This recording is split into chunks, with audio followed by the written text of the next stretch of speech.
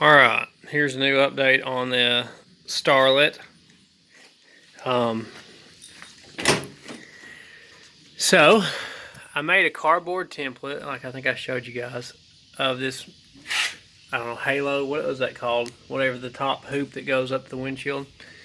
And I took that pattern to a Circle Track shop that is down where close to where I work, and he bent the hoop for me, and I gave him a pattern on these bars going down here too.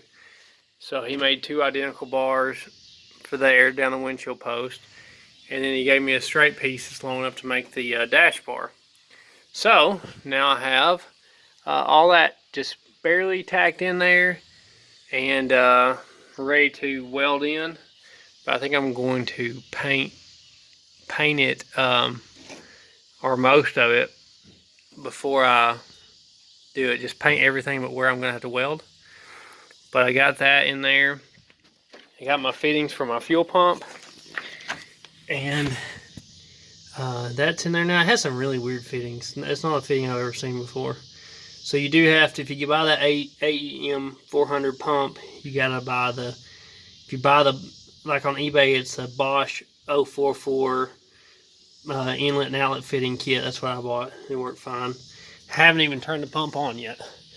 I just did that this evening. I got this tubing notcher from a guy at work I bought this week, and man, that thing saved my life on this. I went and bought an 1 3/4 hole saw from Lowe's. It's a Lennox, and got this Central Machinery tubing notcher there, so that thing worked awesome. I just run it slow and put a bunch of oil on it, and it notched all my bars.